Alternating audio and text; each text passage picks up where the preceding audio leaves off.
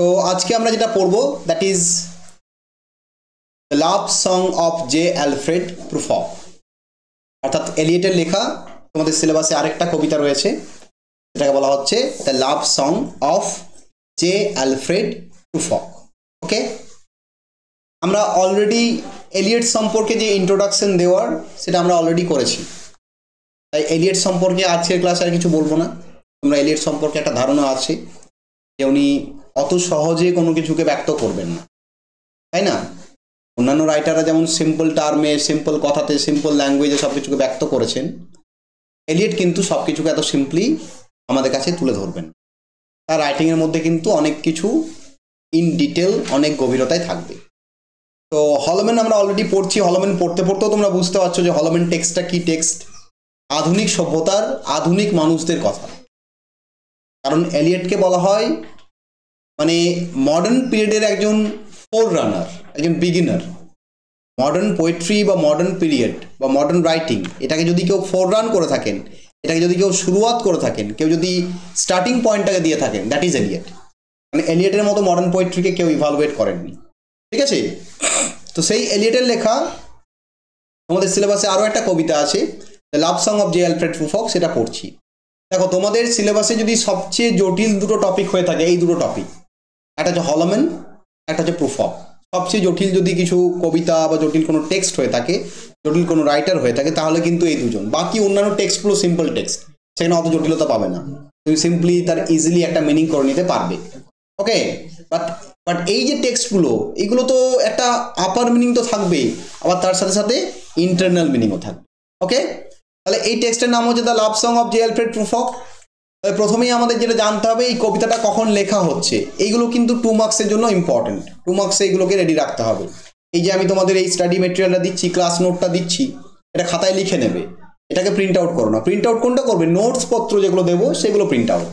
Study material অর্থাৎ class note যেটা ক্লাসের জন্য দিচ্ছি, সেটা কিন্তু তোমরা খাতায় লিখবে। খাতায় লিখলে কি হবে, একবার তোমাদের পড়া হয়ে যাবে, ঠিক আছে? তাহলে লিখতে লিখতেই পড়া হয়ে গেল। তারপর তুমি যখন ক্লাসটা করবে, আরও একবার রেকর্ডিং ক্লাসটা পেয়ে যাচ্ছ, তখন সেটা দেখে যখন অনলাইনে করবে, তখন দেখবে ব্যাপারটা আরও ইজি হয়ে যাবে, তাই না? তাহলে আমাদের এই কবিতার রিটেন ডেট হচ্ছে ফেব্রুয়ারি 1910 থেকে জুলাই বা আগস্ট 1911। অর্থাৎ এলিয়েটের 1 বছর টাইম লেগেছিল এই টেক্সটটা লিখতে। তিনি শুরু করেছেন 1910 সালের ফেব্রুয়ারি মাসে এবং কমপ্লিট হয়েছে এটা গিয়ে 1911 সালে জুলাই বা অগস্টে। ওকে, তো রিটেন ডেটটা একটা ইম্পর্টেন্ট ডেট এই কবিতার। নেক্সট হচ্ছে এর পাবলিকেশন ডেট, কখন এই কবিতাটা পাবলিশড হয়েছে। দেখো, এই কবিতাটা প্রথম যদি ফার্স্ট পাবলিশড কখন হয়েছিল? ফার্স্ট পাবলিশড হয়েছিল জুন 1915-এ। জুন মাসে 1915 সালের জুন মাসে পাবলিশড হয়েছিল। কোথায় পাবলিশড হয়েছিল? একটা ম্যাগাজিনে। সেই ম্যাগাজিনের নাম কি বাবা? Poetry, a magazine of words, ঠিক আছে? তাহলে প্রথম কবিতাটা পাবলিশড হয় একটা ম্যাগাজিনে, সেই ম্যাগাজিনের নাম হচ্ছে পোয়েট্রি, কোলন দিয়ে এ ম্যাগাজিন অফ ওয়ার্ডস। টাইমটা হচ্ছে জুন 1915, জুন মাসে 1915 সালে। ওকে, আবার এটা সেকেন্ড পাবলিশড হয় কখন বাবা? সেকেন্ড পাবলিশড হয় এলিয়েটের একটা কবিতার বইয়ে। এলিয়েটের কবিতার বইটার নাম হচ্ছে প্রুফক অ্যান্ড আদার অবজারভেশনস। কি নাম ওই বইটার? প্রুফক অ্যান্ড আদার অবজারভেশনস। সেটা 1917 সালে পাবলিশড হয়। তাহলে তোমাদের পরীক্ষায় যদি অবজেক্টিভ প্রশ্ন আসে, when was the poem the love song of J Alfred প্রুফক was published, তাহলে কিন্তু তখন দুটো ডেটই লিখতে হবে, তবে যেই 2 মার্কস পাবে। তুমি যদি একটা ডেট লিখে দিয়ে আসো, তাহলে কিন্তু 1 মার্ক তোমাকে দেবে, 1 মার্ক দেবে। কিন্তু তুমি যদি দুটো ডেটই লিখে দিয়ে আসো, তখন কিন্তু তুমি 2 মার্কস পেয়ে যাবে, ঠিক আছে? তা তোমাকে লিখতে হবে যে প্রথম পাবলিশড হচ্ছে 1915-এ একটা ম্যাগাজিনে, ম্যাগাজিনের নাম হচ্ছে poetry, a magazine of words. এটা আবার পরবর্তী ক্ষেত্রে সেকেন্ড পাবলিশড হচ্ছে এলিয়েটের যে কবিতার কালেকশন, তার নাম হচ্ছে প্রুফক অ্যান্ড আদার অবজারভেশনস, সেটা 1917-এ পাবলিশড হচ্ছে। বুঝতে পেরেছো? এইভাবে লিখলে তুমি 2-এ 2 পেয়ে যাবে অবজেক্টিভে পাবলিকেশন ডেটের ওপর। নেক্সট হচ্ছে কবিতার সোর্স কি, what are the sources of the poem. দেখো, এলিয়েটের প্রত্যেকটা কবিতার কিন্তু সোর্স থাকে। আমরা হলোম্যানেরও অনেকগুলো সোর্স পেয়েছি, তাইনি? হলোম্যানের অনেকগুলো সোর্স পেয়েছি, হলোম্যান বিভিন্ন জায়গা থেকে নেওয়া হয়েছে। তাহলে এই কবিতারও কিন্তু অনেকগুলো সোর্স রয়েছে। এলিয়েট যে কবিতাটা তৈরি করেছেন, সেই কবিতা তৈরি করার পেছনে তিনি অন্যান্য অনেক টেক্সটকে ঘেটেছেন। কারণ এলিয়েটের রাইটিং স্টাইলের মধ্যে আমরা পেয়েছিলাম একটা বৈশিষ্ট্য, দ্যাট ওয়াজ ইন্টারটেক্সচুয়ালিটি। কি পেয়েছিলাম? ইন্টারটেক্সচুয়ালিটি। এলিয়ট কি করেন? অন্যান্য টেক্সট থেকে আলোচনা করেন, তাই না? অন্যান্য টেক্সট থেকে তিনি রেফারেন্স নেন, লাইন নেন, সেগুলোকে তিনি নিজের কবিতাতে বা নিজের টেক্সটে ইউজ করেন, তাকে ইন্টারটেক্সচুয়ালিটি বলা হয়। ওকে, তাহলে এই যে প্রুফ অফ কবিতাটা, এই প্রুফ অফ কবিতাটা কোত্থেকে নেওয়া হয়েছে? প্রথমত এই কবিতার যে স্ট্রাকচার, এই স্ট্রাকচারটা এলিয়ট ইনফ্লুয়েন্সড হয়েছেন দাঁতের লেখা বিখ্যাত বই, তার নাম হচ্ছে ডিভাইন কমেডি। দাঁতে অ্যালিগরি নাম শুনেছ প্রত্যেকেই, একজন ল্যাটিন রাইটার। তো সেই দাঁতের লেখা যে ডিভাইন কমেডি, সেই ডিভাইন কমেডি থেকে তিনি কবিতার স্ট্রাকচারটাকে কিন্তু অ্যাডপ্ট করেছেন। ওকে, নেক্সট আমরা কি পাই বাবা? নেক্সট আমরা রেফারেন্স পাই বাইবেলের। কিসের রেফারেন্স পাই? বাইবেলের রেফারেন্স পাই। তাহলে নেক্সট সোর্স হিসাবে আমরা কিন্তু বলতেই পারি যে এলিয়ট বাইবেলকেও তার সোর্স হিসাবে ইউজ করেছেন। থার্ড আমরা বলতে পারি তিনি উইলিয়াম শেক্সপিয়ারের অনেকগুলো নাটক থেকে এখানে কিন্তু রেফারেন্স নিয়েছেন। এই কবিতায় অনেকগুলো লাইন আছে, এবার একটা লাইন তো ডাইরেক্ট আছে যেখানে উইলিয়াম শেক্সপিয়ারের একটা নাটকের নাম করছে, no I am not prince Hamlet nor was meant to be. তাহলে প্রিন্স হ্যামলেট কোথায় দেখতে পাওয়া যায়? শেক্সপিয়ারের বিখ্যাত নাটক হ্যামলেটে, তাই না? ওখানে তো এলিয়ট ডাইরেক্ট কোট করছেন হ্যামলেটকে। তাহলে উইলিয়াম শেক্সপিয়ারের বিভিন্ন নাটক, কোন কোন নাটকের সোর্স পাই আমরা? Henry the fourth, Henry the ফোর্থের যে সেকেন্ড পার্ট রয়েছে সেই সেকেন্ড পার্ট থেকে নিয়েছেন। এছাড়া আমরা টুয়েলথ নাইটের রেফারেন্স পাই। এছাড়া আমরা হ্যামলেট বলে উইলিয়াম শেক্সপিয়ারের যে নাটকটি রয়েছে তারও রেফারেন্স পাই। তাহলে দেখো আমরা এতগুলো জায়গা থেকে বুঝতে পারছি যে এলিয়ট তার কবিতার সোর্স মেটেরিয়াল নিয়েছেন। একটা হচ্ছে শেক্সপিয়ারের হেনরি দ্য ফোর্থ, আমাদের শেক্সপিয়ারের টুয়েলথ নাইট, আর তার সাথে শেক্সপিয়ারের হ্যামলেট। ওকে, নেক্সট হচ্ছে আরও রেফারেন্স হিসাবে আমরা পাই যে 17th সেঞ্চুরির যে মেটাফিজিক্যাল পোয়েট আমরা জানি একদল মেটাফিজিক্যাল রাইটার ছিলেন, তোমরা অলরেডি পড়েছো, একজনকে জন ডানকে পড়েছো তোমরা। সেই মেটাফিজিক্যাল পোয়েটদের মধ্যে একজন ছিলেন অ্যান্ড্রিউ মার্ভেল। একজন নাম কি বাবা? Andrew Marvel. সেই অ্যান্ড্রিউ মার্ভেলের টেক্সট থেকেও কিন্তু টি.এস. এলিয়ট তার প্রুফ অফ কবিতার জন্য রেফারেন্স নিয়েছেন। তার মানে বুঝতেই পারছো এলিয়ট শুধুমাত্র একটা যে কোনো বিষয়কে পড়ে কবিতা লিখে দিয়েছেন সেরকম কোনো গল্প নয়। এলিয়ট তার কবিতাটা তৈরি করেছেন অনেকগুলো সোর্সকে গ্যাদার করে, সেইগুলোকে এক জায়গায় কম্বিনেশন করে তিনি তার কবিতা কিন্তু তৈরি করেছেন। নেক্সট আমরা আরও সোর্স হিসেবে পাই ফ্রেঞ্চ সিম্বলিস্টস, মানে ফ্রেঞ্চ সিম্বলিজম বলে একটা মুভমেন্ট হয়েছিল ফ্রেঞ্চ রাইটারদের দ্বারা, সিম্বলিস্ট মুভমেন্ট, যেখানে ফ্রেঞ্চ রাইটাররা সিম্বলের ব্যবহার করতেন, অর্থাৎ ডাইরেক্টলি কোনো কথা না বলে তার পরিবর্তে সিম্বল ব্যবহার করতেন। যদি মনে করো আমি মৃত্যুকে আমি ডেথ বললাম না, আমি বললাম ব্ল্যাক বা ডার্ক, ঠিক আছে? তাহলে ডার্ক বা ব্ল্যাকের মাধ্যমে আমি কি বোঝালাম? মৃত্যুকে বোঝালাম, তাকে সিম্বল বলা হয়। যখন তুমি ডাইরেক্টলি কোনো কিছু না বুঝিয়ে কোনো একটা চিহ্নের মাধ্যমে, কোনো একটা প্রতীকের মাধ্যমে কোনো একটা জিনিসকে বোঝানোর চেষ্টা করবে তখন তাকে সিম্বল বলা হয়। তাহলে ফ্রেঞ্চ সিম্বলিস্ট রাইটারদের দ্বারাও কিন্তু টি.এস. এলিয়ট ইনফ্লুয়েন্সড হয়েছিলেন এবং সেটাকেও তিনি কিন্তু তার সোর্স মেটেরিয়াল হিসাবে প্রুফ অফ কবিতায় ইউজ করেছেন। ওকে, তাহলে কবিতাটার যে বেসিক সোর্স সেগুলো আমরা দেখলাম। এবারে এলিয়টের কবিতার যে title, the love song of J Alfred Prufrock, এই যে টাইটেলটার কি সোর্স, এটাও 2 মার্কসের জন্য ইম্পর্টেন্ট। যে এলিয়ট কোন জায়গা থেকে তার টাইটেলটাকে নিয়েছেন এটা প্রচণ্ড ইম্পর্টেন্ট। দেখো হলোম্যানের ক্ষেত্রেও আমরা পেয়েছিলাম দুটো কবিতার সোর্স, একটা হচ্ছে হলোল্যান্ড, একটা হচ্ছে ব্রোকেন মেন। তাহলে এই হলোটা নিয়েছিলেন আর ব্রোকেন মেনের মেনটা নিয়েছিলেন, দুটোকে জুড়ে এলিয়ট কি বানিয়েছিলেন? The hollow men. ঠিক আছে, ঠিক সেই রকমই এই যে টাইটেলটা the love song of J Alfred Prufrock, এখানেও কিন্তু কিছু সোর্স রয়েছে। তিনি এটাও অন্য একটা কবিতা থেকে তিনি লিখেছেন। পাতি কথায় বলতে গেলে এলিয়ট কিন্তু ম্যাক্সিমাম কবিতা লিখেছেন লোকের ঝেপে ঝুপে, ঠিক আছে? মানে এর কাছ থেকে নিয়ে তার কাছ থেকে নিয়ে, কিন্তু ওই ঝাপাটাও ইউনিক স্টাইলে। তুমি যদি ঝেপে তৈরি করতে পারো, ঝাপাটাও তোমার যদি ইউনিক স্টাইল হয়, তাহলেই কিন্তু তুমি কিন্তু এস্টাবলিশড হয়ে যাবে, তাই না? এলিয়ট দেখো নিয়েছেন, লোকের কাছ থেকে নিয়েছেন, তার একটা কবিতার টাইটেলও তার নিজস্ব টাইটেল নয়, এই টাইটেলগুলো পর্যন্ত নিয়েছেন, টাইটেলেও ইন্টারটেক্সচুয়ালিটি। বুঝতে পারছো তো লোকটা কিরকম মানুষ, একটা অদ্ভুত টাইপের মানুষ। তাহলে এখানে দেখো এই প্রুফপ, এই কবিতার সোর্স কি দেখো বাবা? এই কবিতার প্রথম যে সোর্স, এই যে লাভ সং, এই যে লাভ সং বলে যে কথাটা পাচ্ছ, সেটা রুডিয়ার্ড কিপলিং এর একটা কবিতা। কবিতার নাম কি বাবা? The love song of Har Dyal. তাহলে ভাবো the love song of Har Dyal, তাহলে এলিয়ট এখান থেকে পেয়ে গেলেন the love song of J Alfred Prufrock, তাই না? দ্য লাভ সংটা পেয়ে গেলেন the love song of Har Dyal, the love song of এতদিনই পেয়ে গেলেন টাইটেলে, তাই না? এর প্রুফকটা কোথায় পাচ্ছেন তিনি? সেই সময় একটা কোম্পানি ছিল, ফার্নিচার কোম্পানি ছিল।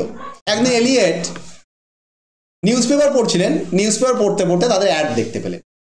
সেই কোম্পানির নাম কি ছিল বাবা? প্রুফক লিটন কোম্পানি। কি নাম ছিল কোম্পানিটার? প্রুফক লিটন কোম্পানি। তাই তিনি কবিতা লেখার প্রচেষ্টা করছেন যে আমি একটা কবিতা লিখবো। তাহলে প্রথমে টাইটেলটা নিলেন কোত্থেকে? The love song of. ওটা কোত্থেকে নিলেন? রুডিয়ার্ড কিপলিং এর কবিতা the love song of Har Dyal. এই প্রুফক নামটা কোথায় পেলেন তিনি বাবা? ফার্নিচার কোম্পানি, ঠিক আছে? সেই ফার্নিচার কোম্পানিতে তিনি একটা অ্যাডভার্টাইজ দেখতে পেলেন এবং সেটাকে তিনি প্রুফক নামটা পেয়ে গেলেন। ওকে, তাহলে ভাবো কত সুন্দর তিনি ওই ফার্নিচার কোম্পানির অ্যাড আর তার সাথে ওই রুডিয়ার্ড কিপলিং এর কবিতা দুটোকে মিলিয়ে তার যে সুন্দর কবিতা কি বানালেন? লাভ সং অফ জে অ্যালফ্রেড প্রুফক। যেমন হলোম্যান বানিয়েছিলেন দ্য হলো land are the broken man, এই দুটো কবিতাকে তিনি জুড়ে দিলেন।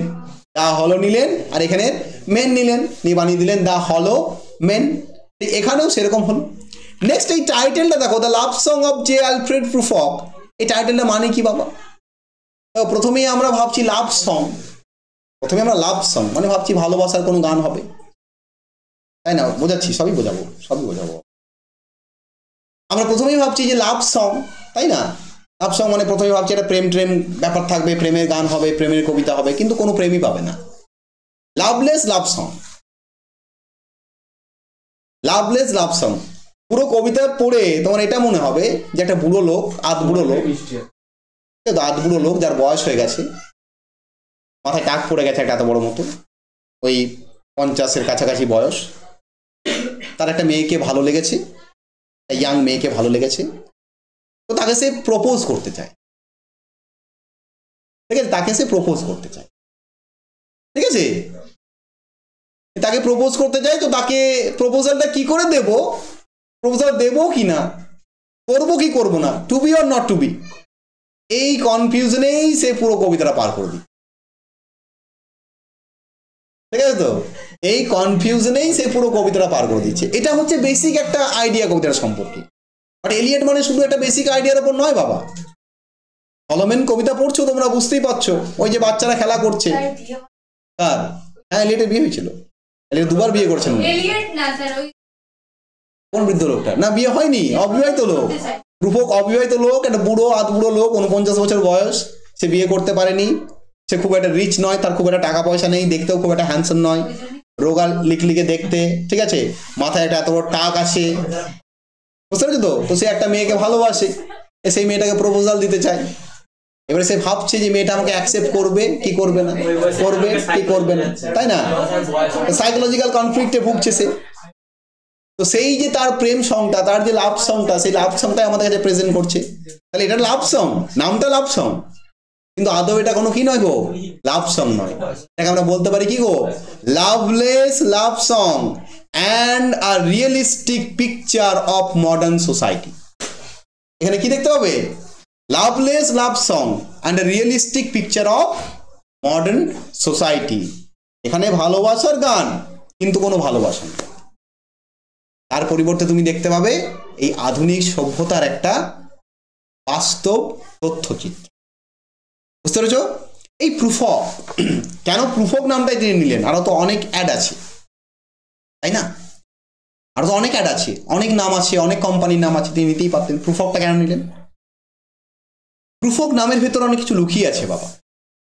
প্রুফক দেখো দুটো ওয়ার্ড দিয়ে তৈরি হয়েছে, একটা হচ্ছে প্রু, একটা হচ্ছে ফ্রক।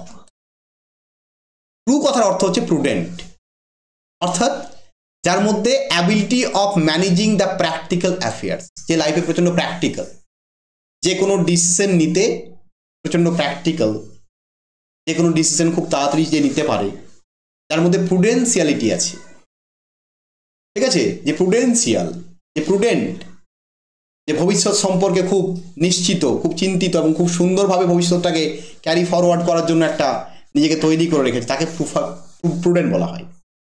ঠিক আছে। আর ফ্রক মানে কি বাবা? ড্রেস বা ডিসগাইজ, ছদ্মবেশ। ফ্রক, মেয়েরা ফ্রক পরে না, ফ্রক মানে ড্রেস। তাহলে প্রুফ ফ্রক কথার মানে কি হলো বাবা? A man who has been wearing a prudential frock, একজন মানুষ যে একটা প্রুডেন্সিয়াল ফ্রক পরে আছে। ঠিক আছে, মানে যে নিজেকে দেখানোর চেষ্টা করছে, সে প্রিটেন্ড করছে যে আমি প্রুডেন্সিয়াল, আমার মধ্যে জাজ করার ক্যাপাবিলিটি আছে, আমি যে কোনো ডিসিশনকে খুব সুন্দর করে নিতে পারি, but actually he is not, সে নিতে পারছে না ডিসিশন। এই যে আমরা যারা আধুনিক সভ্যতার মানুষ, আমাদের ভেবে দেখো, তোমরা একটা ডিসিশন নেওয়ার আগে কতবার ভাবো বলো তো? করবো কি করবো না, করবো কি করবো না, ভাবো না? তোমরা প্রত্যেকে একটা প্রুফ অফ, তোমরা কি পরে রয়েছো? একটা প্রুডেন্সিয়াল ফ্রক পরে রয়েছো। তোমরা ভাবছো তোমরা হলোম্যান, যে হলোম্যান সেই প্রুফ অফ, যে হচ্ছে হলোম্যান সেই হচ্ছে প্রুফ অফ। তুমি যেহেতু আধুনিক সভ্যতায় রয়েছো, তুমি একটা হলোম্যান, আর তুমি হচ্ছে প্রুফ অফ। তুমি একটা প্রুডেন্সিয়াল ফ্রক পরে রয়েছো। তুমি ভাবছো যে you have the ability to managing everything, but you are not capable of managing everything, but you are capable of damaging everything. তুমি ম্যানেজিং তো করতে পারছোই না, ম্যানেজ করতে গিয়ে কি করছো? তুমি ড্যামেজ করছো। লক্ষ্য করে দেখবে আমরা আমাদের পার্সোনাল রিলেশনশিপে ম্যানেজ করতে গিয়ে ড্যামেজ করি বেশি, করি না? আমরা ম্যানেজ করতে গিয়ে ড্যামেজ করি না পার্সোনাল রিলেশনগুলোকে? তুমি ম্যানেজ করার চেষ্টা করছো, কিন্তু কি হচ্ছে? সেটা ড্যামেজ হচ্ছে। পার্সোনাল রিলেশনশিপ মানে শুধু বয়ফ্রেন্ড আর গার্লফ্রেন্ডেও না, তোমার মাথাটা শুধু ওইটাই চলছে। ঠিক আছে, ওটা বাদ দিয়ে আরো অনেক সম্পর্ক আছে। ঠিক আছে, পার্সোনাল রিলেশনশিপ মানে হচ্ছে তোমার সাথে তোমার ফ্যামিলির সম্পর্ক, তোমার সাথে তোমার বন্ধুর সম্পর্ক, তোমার সাথে তোমার ভাইয়ের সম্পর্ক, দাদার সম্পর্ক, কাকার সম্পর্ক। এগুলোকে আমরা ম্যানেজ করতে গিয়ে কি করি গো? ড্যামেজ করি। আমরা ভাবি আমরা প্রুডেন্সিয়াল, বাট অ্যাকচুয়ালি আমরা প্রুডেন্সিয়ালের ডিসগাইজ পরে আছি। ওই যে র্যাট স্কিন, প্রো স্কিন, মনে পড়ছে? Rat score. আমাদের বাস্তব পছন্দ নয়। যেখানে বাস্তব সেখান থেকে তোমরা দূরে সরে যাও।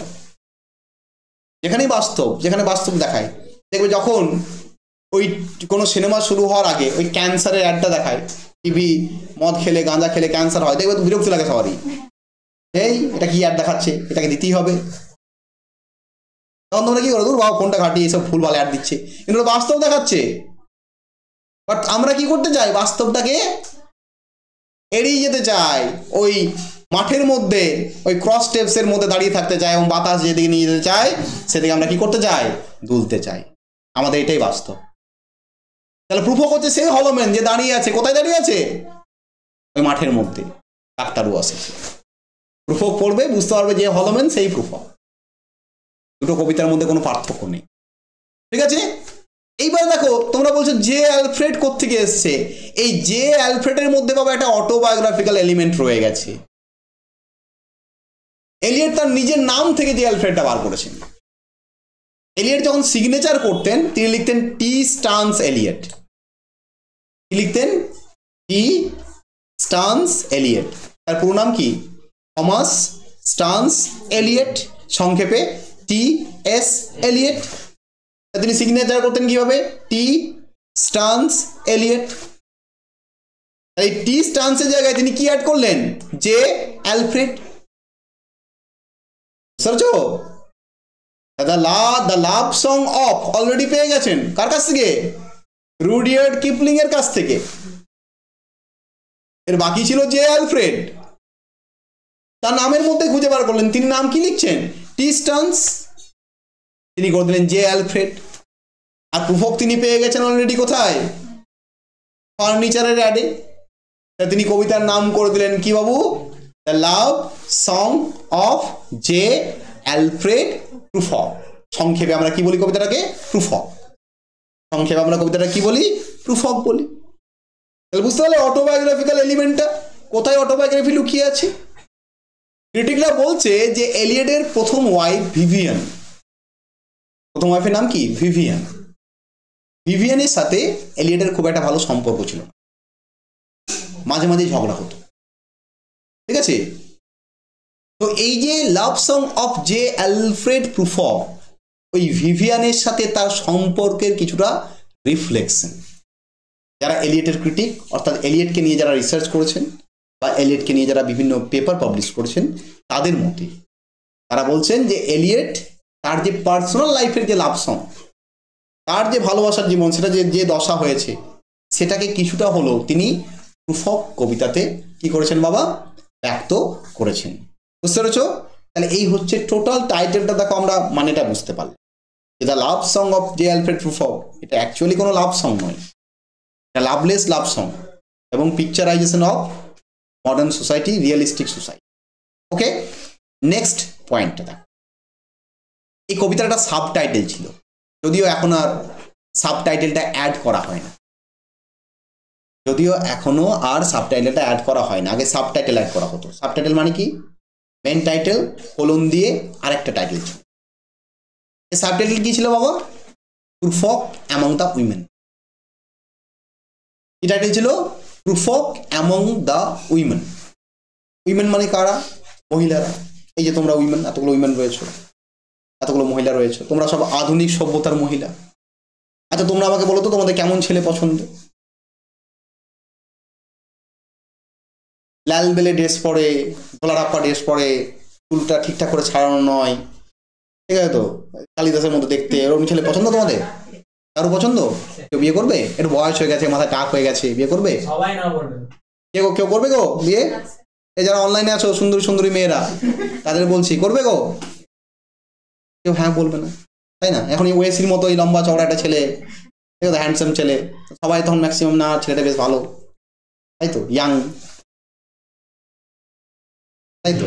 এই জন্য পারতো তো, আমি যেমন একটা বুড়ো লোক, তোমরা ঠিক আছে তো, আমাদের যেতে তোমরা হচ্ছে ইয়াং, তাহলে আমি বুড়ো লোক, আমি হচ্ছে প্রুফক, ঠিক আছে। আর এখানে তোমরা যারা বসে রয়েছো তোমরা সব ইয়াং হ্যান্ডসাম, তাহলে আমার মতো লোক অ্যামং দ্য উইমেন।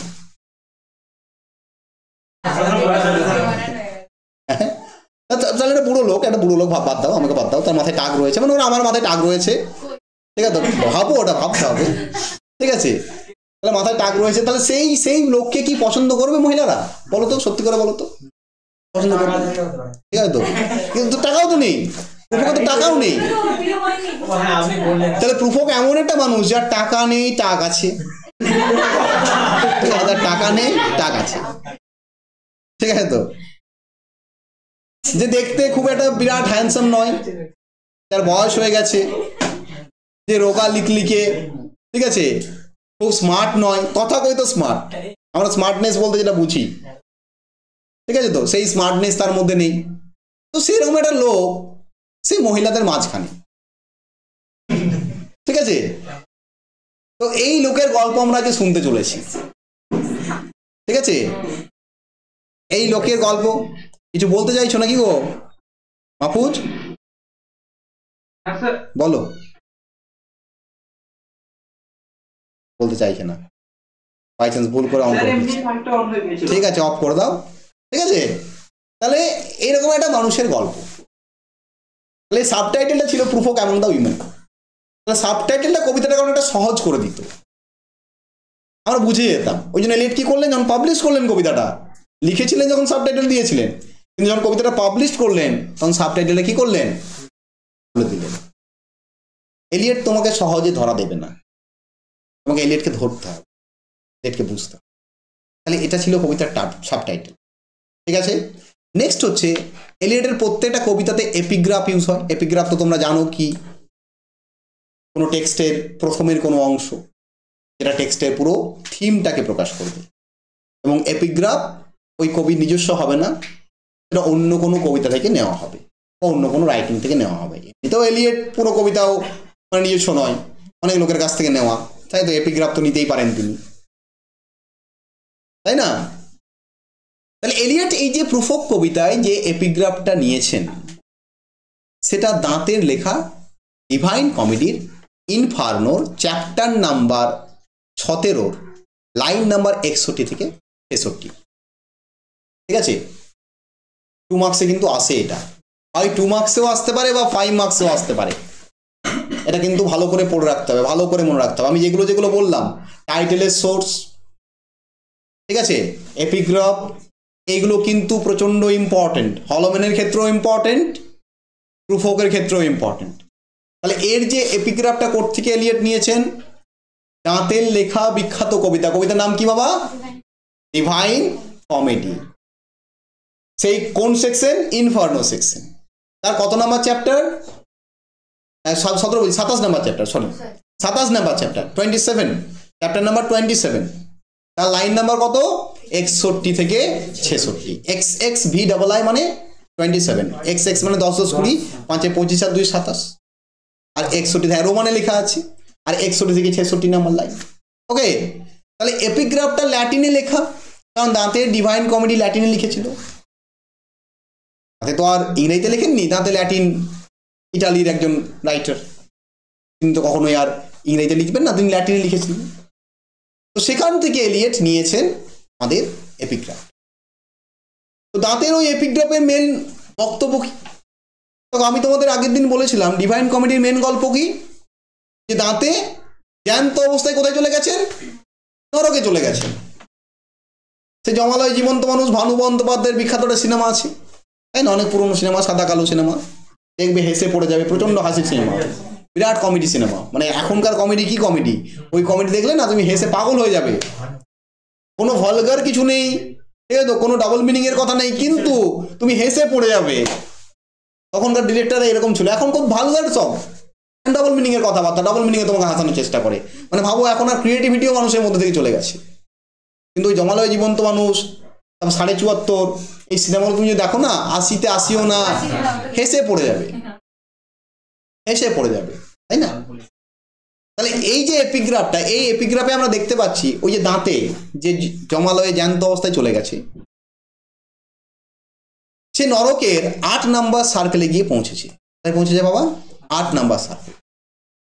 নরকের যদি ডেসক্রিপশন দেখো, নরক বলা হচ্ছে, নরক হচ্ছে কোন টাইপের, কোন, কোন মানে আইসক্রিমের কোন দেখেছো, শঙ্কু টাইপের। নরকে সার্কেল রয়েছে, কি রয়েছে বাবা? সার্কেল। নরকে টোটাল 9টা সার্কেল রয়েছে। কটা সার্কেল রয়েছে? 9টা সার্কেল। ওই 9টা সার্কেল তৈরি করা হয়েছে 9 জায়গায় 9 রকম শাস্তি, ঠিক আছে? যে যেরকম পাপ করবে সেই পাপ অনুযায়ী তাকে সেই সার্কেলে রাখা হবে।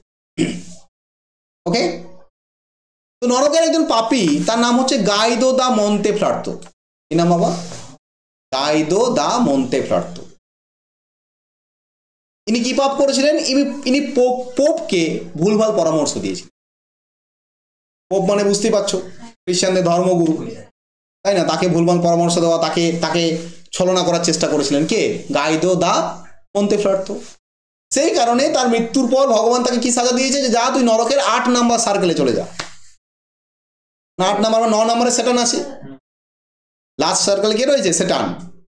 সেটানকে সবাই শোনো বা জানো, প্যারাডাইস লস্টের নাম শুনেছো, সবচেয়ে বড় পাপী।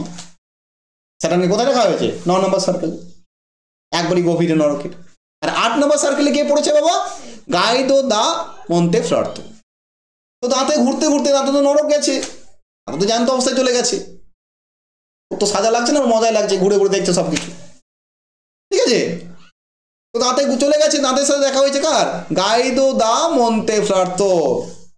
এবং গাইদো, হ্যাঁ গাইদো মরে গেছে, গাইদো মরার পর একমাত্র দাঁতে বেঁচে আছে। দাঁতে যে রাইটার লিখেছে, সেই স্পিকার, সেই ন্যারেটার, সে বেঁচে আছে, সে বেঁচে পৌঁছে গেছে।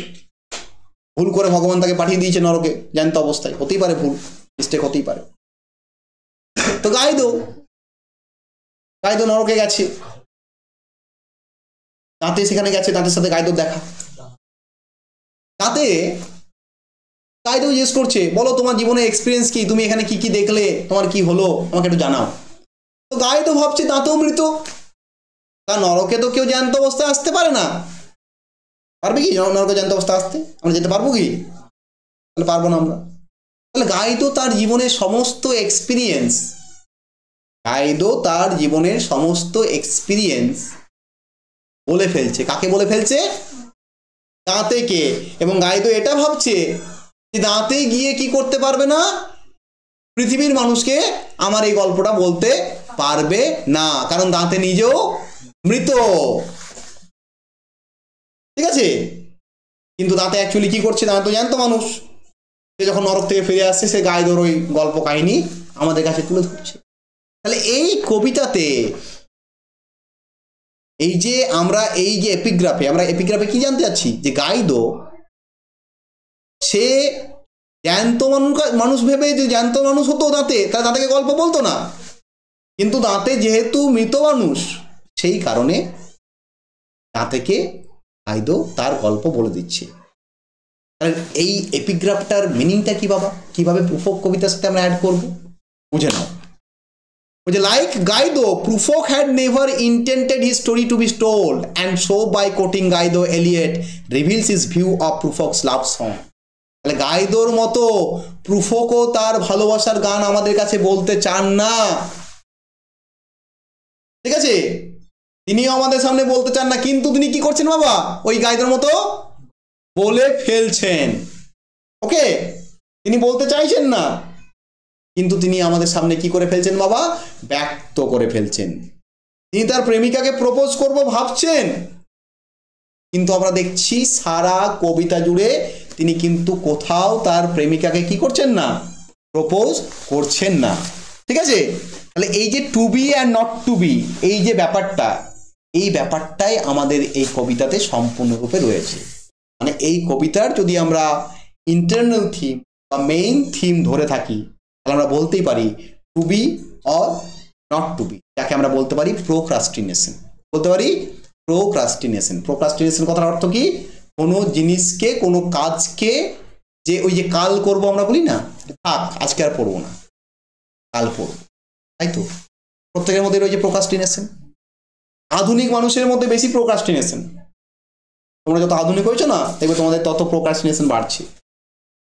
তোমরা কি করছো, শুয়ে আছো মনে করো, শুয়ে বসে বসে মোবাইল ঘাঁটছো, ঠিক আছে 5 মিনিট পরে পড়বো, 5 মিনিট পরে যখন মোবাইলে দেখছো 2 ঘন্টা পেরিয়ে গেছে, আর না হলে ঘুমিয়ে গেছো, ঘুম থেকে উঠে দেখছো যা বাবা আজকে তো আর পড়া হলো না, আবার কালকে পড়বো, কালকেও কিন্তু সেম করছো। এইভাবে প্রত্যেকদিন কি করছো গো, কাজটাকে বাড়াচ্ছ। ঠিক আছে, তাহলে এখানে প্রুফকও বলতে চাইছে না, ঠিক যেমন গাইদো প্রথমে বলতে চায়নি, কাকে, দাঁতেকে, কিন্তু গাইদো দেখছে দাঁতে তো মৃত, একে বলে দিই, কোনো চাপ নেই। প্রুফকও আমাদের তার ভালোবাসার কথা বলতে চাইছেন না, কিন্তু প্রুফক আনসার্টেনলি কি করছেন গো, বলে ফেলছেন। This is the main theme of the story. আমরা প্রথমেই জেনেছি যে এপিগ্রাফ কি করে, কবিতার মেইন থিমটাকে তুলে ধরে। কবিতার মেইন থিম দেখো কত সুন্দর এলিয়ট তার এপিগ্রাফের মধ্যে বুঝিয়ে দিলেন। তাহলে ওই যে এপিগ্রাফটা যেটা ল্যাটিনে লেখা আছে, তার ইংলিশ মিনিং কি বাবা, এটাও 2 মার্কসে আসে। What is the English meaning of the epigraph, এটাকেও মুখস্থ করতে হবে। ঠিক আছে, তাহলে গাইদো কি বলছো দেখো, মিনিংটা কি দেখো, if I thought that I was speaking to someone who would ever return to the world, আমি এমন একজনের সাথে কথা বলছি যে কখনোই কোথায় ফেরত যেতে পারবে না, পৃথিবীতে ফেরত যেতে পারবে না। This flame would remain without further movement, কারণ এই নরকের আগুন তাকে এখান থেকে যেতে দেবে না। But since no one has ever return alive from this death, কিন্তু যেহেতু এখান থেকে কেউ কখনো ফেরত যায়নি, if what I hear is true, আমি জানি কথাটা সত্যি যে নরক থেকে কেউ কখনো ফেরত যায়নি, উইদাউট ফিয়ার অফ ইনফেমি, তাহলে আমার কোনো ভয় নেই, আমার নাম খারাপ হবে না। আই অ্যান্সার ইউ, আমি তোমাকে সব কথা বলে দেব। কে বলছে গো, ওই যে গাইদো বলছে। গাইদো কাকে বলছে, দাঁতেকে বলছে।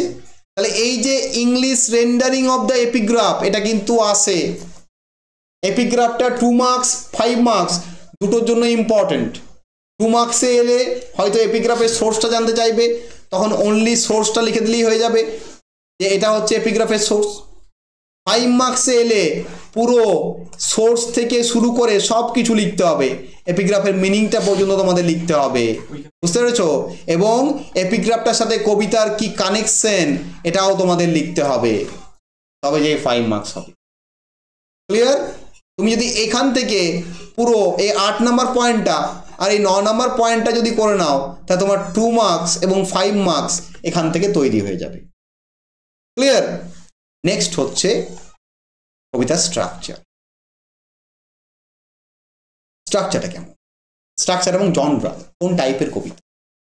দেখো এলিয়েটের কবিতাতে বাবা ব্রোকেন স্ট্রাকচার।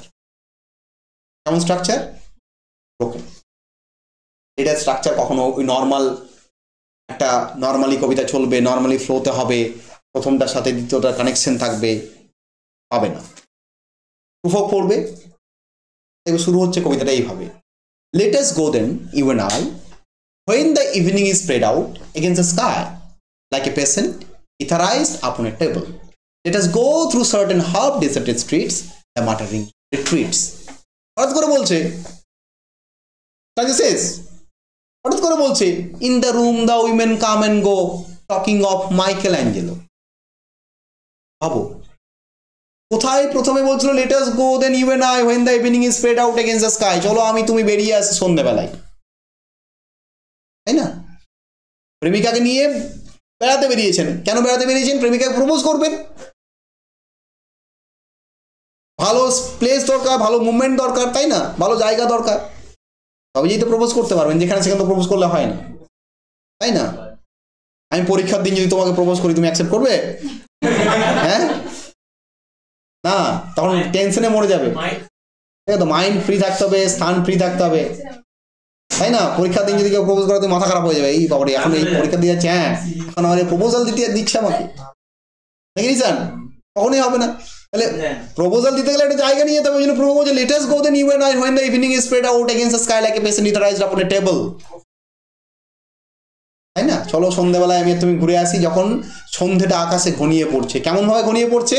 ঠিক যেমন একটা পেশেন্টকে যখন আমরা ইথার দিয়ে অজ্ঞান করি, আস্তে আস্তে পেশেন্টটা অজ্ঞান হয়ে যায়, ঠিক সেইভাবে যখন আস্তে আস্তে সন্ধ্যাটা ঘনিয়ে আসছে, সেই সময় আমরা বেরোবো, তাই না? কোথায় বেরোবো? হাফ ডেজার্টেড স্ট্রিটস, ফাঁকা ফাঁকা রাস্তা। এবার রাস্তায় প্রপোজ করতে পারবে? আমি যদি কার্জন গেটের মোড়ে প্রপোজ করতে বলি, হর্ন মারবে, পুলিশ এসে 2 টাকা দেবে ওখানে প্রপোজ করতে গেলে, তাই না? ওখানে প্রপোজাল করা যাবে না। বা ধর্মতলার ওই যে 5 মাথার মোড়টা রয়েছে, বা ওই যে স্টেশনে, রেল স্টেশনে দেখেছো তো ওখানে কিরকম ক্যাজনা লাগে, ওখানে যদি তুমি প্রপোজ করতে যাও, প্রপোজ তো হবেই না, ভালো করে শুনতে হবে না তোমার কথা, এক বলবে সে আরেক শুনবে, টোটো এসে মেরে দেবে, অনেক ঝামেলা। তাহলে কেমন রাস্তা দরকার? Half deserted streets. তারপরে বলছে sawdust return is cheap hotels। তারপর কি বলছে? তোমাকে নিয়ে আমি কোথায় যাব? টেবিলের মধ্যে ঘুম ধরা কম দামি হোটেলে। বাজেটটাও দেখতে হবে তার পকেটের, তাই না? প্রুফকের পকেটে বেশি টাকা নেই, প্রুফ কোথায় নিয়ে যাবে? কাঠের টেবিল রয়েছে, টেবিলে ঘুম কখন ধরে? যেখানে পুরনো, যেখানে মেনটেনেন্স কম হয়। তুমি কলকাতার গ্র্যান্ডে বা হায়াতে বা তাজ বেঙ্গলে তুমি কি পাবে ঘুম ধরা টেবিল? পাবে না। তুমি ভোলার হোটেলে পাবে, তাই না? ভোলার হোটেলে তুমি পাবে ঘুম ধরা কাঠ, পাবে তো নর্মাল হোটেলে। তাহলে বলছে কোথায় যাবো তোমাকে নিয়ে? সস্তা ভোলার হোটেলে যাব আমি, সেখানে গিয়ে প্রপোজ করব। তারপরে হঠাৎ করে ওদের নিজেদের জীবনের কথাগুলো মনে পড়ছে, বুঝলো তো? ওদের জীবনের এরকম প্র্যাকটিস হয়েছে, মানে প্র্যাকটিক্যাল এক্সপিরিয়েন্স হয়েছে, ওই জন্য আসছে অত, বুঝছো তো? প্র্যাকটিক্যাল এক্সপিরিয়েন্স গুলো যেহেতু হয়েছে, এগুলো মনে পড়ছে, কবিতার সাথে রিলেট করতে পারছে, ঠিক আছে তো? শুভ মনে হয় বেশি করেছে প্র্যাকটিক্যাল এক্সপিরিয়েন্স। কতজনকে নিয়ে গেছে ওরকম সন্ধ্যাবেলায়? হ্যাঁ, প্রুফ হোক নাকি? প্রুফ কথা নিয়ে বেরোচ্ছে, কিন্তু প্রপোজ করতে পারছে না তো, ঠিক আছে? তুমি প্রুফ পড়ো, তুমি নিজেকে খুঁজে পাবে। প্রুফ পড়ো, শেষ অবধি তুমি নিজেকে খুঁজে পাবে, ঠিক আছে? যারা জীবনে প্রেম করতে পারোনি, যাদেরকে মেয়েরা পাত্তা দেয়নি, তারা প্রত্যেকে নিজেকে খুঁজে পাবে এই প্রুফ কবিতায়। আর যাদেরকে গাদা গাদা মেয়ে পাত্তা দিয়েছে, আমাকে প্রচুর মেয়ে পাত্তা দেয়, ঠিক আছে? বরাবর কলেজ লাইফেও দিয়েছে, ইউনিভার্সিটি লাইফেও দিয়েছে, এখনো দেয়, আর ভবিষ্যতেও দেবে। তো সেই কারণে কি বলতো, আমার সাথে প্রুফ অ্যাডজাস্ট হবে না, ঠিক আছে তো? যাদেরকে পাত্তা দেয়নি ওটা জোক করলাম, ঠিক আছে তো? নট সিরিয়াসলি, ব্র্যাকেটের মধ্যে ইট ওয়াজ এ পার্ট অফ জোক, ঠিক আছে? তো এরকম ব্যাপার। তাহলে সেখানে যাচ্ছে চিপ হোটেল, কোথায় যাচ্ছে? চিপ হোটেলে যাচ্ছে, যে হোটেল দামি নয়। তারপর হঠাৎ করে দুম করে বলছে in the room the women come and go talking of Michelangelo. Prufrock যেই প্রপোজ করতে যাবে, প্রুফকের মাথায় চিন্তা ঢুকে যাচ্ছে যে মহিলারা বিড়বিড় করে কথা বলছে, কার কথা বলছে গো? মাইকেল অ্যাঞ্জেলোর কথা বলছে। মানে মহিলারা ছোটখাটো লোককে পাত্তা দেয় না। মাইকেল অ্যাঞ্জেলো কে? ফেমাস একজন স্কাল্পচার। তাহলে মহিলাদের মুখে তারাই শোভা পায় যারা মাইকেল অ্যাঞ্জেলোর মতো এস্টাবলিশ, তাই না? তাই তো, মহিলাদের মুখে তারাই শোভা পায় যারা মাইকেল অ্যাঞ্জেলোর মতো এস্টাবলিশ। আমার মতো যারা প্রুফক তারা শোভা পায় না। বুঝেছো?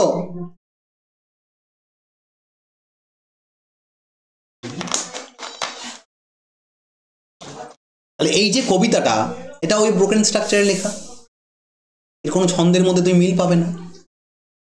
এখানে এলিয়ট যে টেকনিকটা ব্যবহার করেছে তাকে বলা হয় বাবা stream of consciousness technique. Stream of consciousness technique খুব জটিল টেকনিক। যখন তুমি তোমার মনের চিন্তা ভাবনাগুলোকে এলো পাথারি বলবে, তখন স্ট্রিম অফ কনসাসনেস টেকনিক বলা হয়। ঠিক আছে, আমি একটু বোঝাই, একটা এক্সাম্পল দিয়ে বোঝাই। মনে করো আমি তোমাদের এখানে পড়াচ্ছি,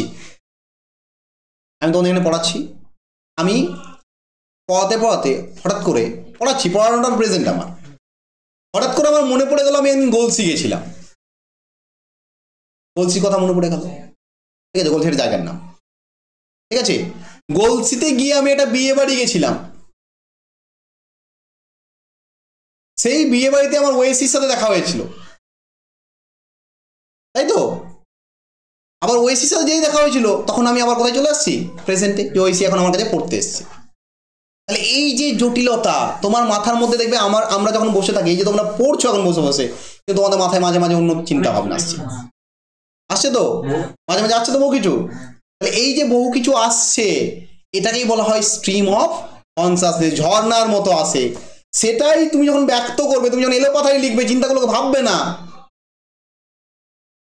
10-20টা চিন্তা যখন পরপর লিখে দেবে, সেটাই যে টেকনিক, তাকে কি বলা হয় গো?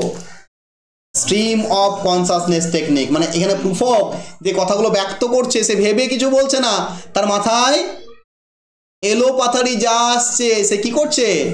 বলে যাচ্ছে। ঠিক যেমন হলোম্যানরা বলছিল, এখানে প্রুফকও, এটাকে আমরা কি বলতে পারি বাবা? এটাকে আমরা ড্রামাটিক ইন্টেরিয়র মনোলগ বলতে পারি। কি বলতে পারি? Dramatic interior monologue. Dramatic monologue কাকে বলে অলরেডি জানো, যেখানে স্পিকার একজন আর লিসেনাররা চুপচাপ শুনবে, আর কবিতা ইন মেডিয়াস রেস শুরু হবে মাঝখান থেকে। তাহলে এখানেও কবিতা মাঝখান থেকে শুরু হবে, কবিতায় স্পিকার একজন, যে লিসেনার যে শুনছে, অর্থাৎ প্রুফকের প্রেমিকা, সে চুপচাপ কি করছে গো? সাইলেন্ট লিসেনার হয়ে শুনে যাচ্ছে যে প্রুফক কি বলছে। বুঝতে পেরেছো? তাহলে প্রুফক এখানে যে কবিতা, এই কবিতাতে ড্রামাটিক মনোলগের মাধ্যমে তার যে মনের কথা সেটাকে ব্যক্ত করছে। এই টেকনিক তাকে স্ট্রিম অফ কনসাসনেস টেকনিক আমরা বলতে পারি। ক্লিয়ার? তাহলে প্রুফক কেমন মানুষ? An urban man. আরবান মানে শহুরে মানুষ। আরবান মানে কি বাবা? শহুরে। তার মধ্যে কি বাবা? Stricken with feelings of isolation. তার মধ্যে কি রয়েছে গো? আইসোলেশন মানে একাকিত্ব। And an incapability for decision action, এবং যে ডিসিশন নিতে কি গো? অক্ষম, ইনক্যাপাবল, যে সবসময় তার নিজের জায়গায় ইনডিসিসিভ, তাকে বলা হয় প্রুফক। সেরকম ধরনের মানুষ, একজন শহুরে মানুষ, আরবান ম্যান, এবং ইনডিসিসিভ এবং আইসোলেটেড, একা। ক্লিয়ার? এবার হচ্ছে কবিতার থিম, মেজর কোন কোন থিম রয়েছে। প্রথম থিম কি বাবা? Frustration and importance of the modern India.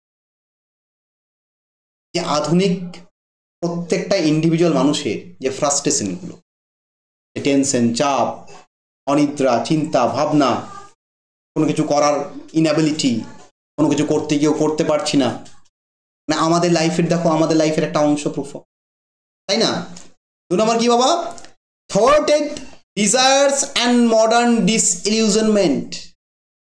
তোমার আনটোল্ড ডিজায়ার্স, তোমার মনেও তো অনেক ডিজায়ার আছে, তুমি কি সমস্ত ডিজায়ার বলতে পারো? সমস্ত ইচ্ছা সবার কাছে বলতে পারো? বলতে পারো না। তাহলে আমাদের ভেতরকার যে না বলা ইচ্ছা, না পাওয়াগুলো, এগুলো চাইতে পারো না তুমি। তোমাদের প্রত্যেকেই মনে হয় আমার একটা করে যে সুপার বাইক বাবার কাছে চাইতাম ভালো হতো, কিন্তু তুমি ভাবো সমস্ত পরিস্থিতি যে বাবা না অনেক কষ্ট করছে, কষ্ট করে আমাদের পড়াচ্ছেন, এটাই এনাফ, ঠিক আছে দরকার নেই, তখন তুমি কি করছো? তোমার ওই সুপার বাইকের যে চাহিদাটা তাকে সাপ্রেস করছো, করছো না? যখনই সাপ্রেস করছো তখনই সেটা তোমার কাছে কি হয়ে আসছে? স্বপ্ন হয়ে আসছে। যে ডিজায়ারকে সাপ্রেস করো সেটাই তোমার স্বপ্ন হয়ে দাঁড়ায়। ওই জন্য বলা হয় dream is a kind of wish fulfilment. কি বলা হয় বাবা? Dream is a kind of wish fulfilment. এখানে দেখবে প্রুফক তার ডিজায়ারগুলোকে সাপ্রেস করছে। প্রুফককে বুঝতে গেলে তোমাকে সাইকোলজি বুঝতে হবে, সাইকোলজিক্যাল ক্রিটিসিজম। এটা খুব পড়ছে। হ্যাঁ, সাইকোলজি তোমাদের বুঝতে হবে প্রুফকে বুঝতে গেলে। প্রুফকের যে আনটোল্ড ডিজায়ার সেটা বুঝতে গেলে সাইকোলজি বুঝতে হবে। দেখো সাইকোলজির মেন গল্প হচ্ছে সিগমন্ড ফ্রয়েডের কাছ থেকে সাইকোলজির উদ্ভব। সিগমন্ড ফ্রয়েড বলে একজন সাইকো অ্যানালিস্ট ছিলেন। তিনি হিউম্যান সাইকোলজি নিয়ে তখন তার থিওরি আবিষ্কার করেন, যাকে সাইকো অ্যানালাইটিক থিওরি বলা হয়। সেখানে তিনি বলছেন মানুষের যে চাহিদা সেটা তিনটে প্রিন্সিপালের উপর নির্ভর করে রয়েছে। একটা নাম হচ্ছে ইড, একটা নাম হচ্ছে ইগো, একটা নাম হচ্ছে সুপার ইগো। ঠিক আছে?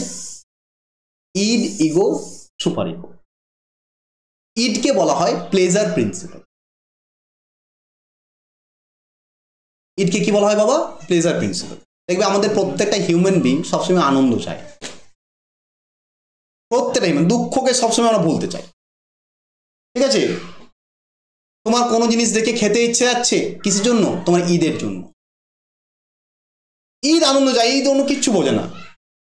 তোমার বিরাট বড় একটা গাড়ি কিনতে যাচ্ছে, গাড়ি কেনার ইচ্ছা হচ্ছে, ঈদ চাইছে। তোমার ভালো একটা জামা কেনার ইচ্ছে যাচ্ছে, বিরাট ড্রেস, কে চাইছে? ঈদ। ভালো একটা ফোন কেনার ইচ্ছে যাচ্ছে, ঈদ, তাই না? কোনো মেয়েকে জড়িয়ে ধরতে ইচ্ছা করছে, ঈদ চাইছে। হ্যাঁ, এগুলো বাস্তব। কাউকে মারতে ইচ্ছা করছে, কে চাইছে? ঈদ। যে কোনো উপায়ে তোমাকে আনন্দ দেওয়ার চেষ্টা করে কে বাবা? তোমার ঈদ। সুপার ইগো কি বাবা? ঈদের পুরো উল্টো। ঈদ যেটা চাইবে সেটাকে দেবে সুপার ইগো। ঠিক আছে? তুমি একটা রাস্তায় মেয়ে দেখলে, খুব সুন্দরী মেয়ে, তাকে মনে হলো গিয়ে আবার জড়িয়ে ধরে নিয়ে একটা চুমু খেয়ে নি, মনে হতেই পারে। সাইকোলজি তোমার ঈদ তো আনন্দ চাইবে, মনে হতেই পারে তোমার। সুপার ইগো সঙ্গে সঙ্গে তোমাকে বারণ করে দিচ্ছে। ওকে যদি তুই হাত দিয়েছিস, পাবলিকে মেরে তোকে লাল করে দেবে। তারপর তো পুলিশ, জেল, ফাঁসি, আদালত, অত কিছু আছেই। তো যে পাবলিক এখন কি করবে তুই জানিস না। কারণ তোমার যে ওই যে ইচ্ছাটা চরম পর্যায়ে উঠে গেল, সুপার ইগো কি করলো? একবারই চরম পর্যায়ে দমিয়ে দিল। ঠিক আছে তো? এইবারে ইগো কি করবে? ইগো তোমাকে বোঝাবে। ইগো কি করবে গো? তোমাকে বোঝাবে, যুক্তি দেবে যে দেখ এটা করলে এই হতে পারে, না করলে এই হতে পারে। তখন তুমি বুঝে যাবে। আমার বিরাট একটা দামি গাড়ি কিনতে ইচ্ছা গেল, মনে করো মার্সিডিজ বেঞ্চ কিনতে ইচ্ছে গেল, বা ফেরারি কিনতে ইচ্ছে গেল। এই ফেরারি কিনতে ইচ্ছে গেল, তুমি ফেরারির প্রতি আকৃষ্ট হয়ে গেল। কিন্তু সুপার ইগো বলবে পকেটে তো টাকা আছে, ফেরারি কিনবি, সঙ্গে সঙ্গে না করে দেবে তোমাকে। তোমার তো ব্রেনের মধ্যে তো চাপ পড়বে, তুমি তো পাগল হয়ে যাবে যদি এরকম হয়। তাহলে কাউকে একজনকে থাকতে হবে তো মিডলম্যানটা কে গো? ইগো। ইগো বোঝাবে দুজনকে, দেখ বাবা এই তোর কাছে এত টাকা নেই, এখন মোটামুটি একটা কম দামি গাড়ি নিয়ে নে, নিজেকে বুঝতে দাও। তুমি এটা কি করলে? মারুতি সুজুকি 800 নিয়ে চলে এলে, তাই না? তুমি বুঝে গেলে। ঠিক আছে? ইগো তোমাকে সবসময় বুঝিয়ে রাখে। দেখবে তোমরা যখন অ্যাডোলেসেন্স পিরিয়ডে থাকো, সাইকোলজি বুঝতে গেলে সাইকোলজিক্যাল থিওরি ওই জন্য এমএতে দেয়, এমএতে গিয়ে থার্ড সেমিস্টারে দেয়। সাইকোলজিক্যাল থিওরি বলতে গেলে অনেক ওপেনলি বোঝাতে হয়, বুঝতে পেরেছো তো? এখানে লুকিয়ে রাখলে সাইকোলজিক্যাল থিওরি তোমাকে আমি বোঝাতে পারবো না। তোমরা দেখবে যখন স্কুল এজে ছিলে না, যখন অ্যাডোলেসেন্স পিরিয়ডে জাস্ট প্রবেশ করেছো, তখন দেখবে ভালো করে লক্ষ্য করে দেখবে যারা ছেলে ছিলে তারা রাত্রেবেলায় অনেক মেয়েদের স্বপ্ন দেখতে, ঠিক আছে? আর যারা মেয়ে ছিলে তাদের স্বপ্নে ছেলেরা আসতো। কেন? Why? What is the reason?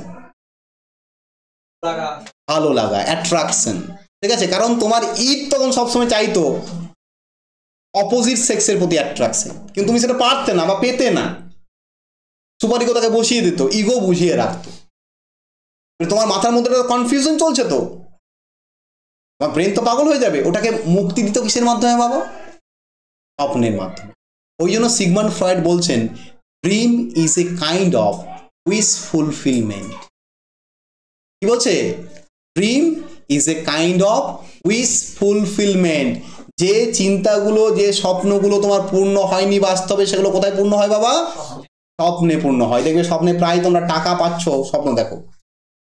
টাকা সবারই পাওয়ার ইচ্ছা একটা, লটারি পাচ্ছ, এই পাচ্ছ, ওই পাচ্ছ, তাই না? আবার স্বপ্ন অনেক সময় খারাপও হয়, তার পেছনেও ইন্টারপ্রিটেশন আছে, তার পেছনেও কারণ আছে কেন খারাপ হয়।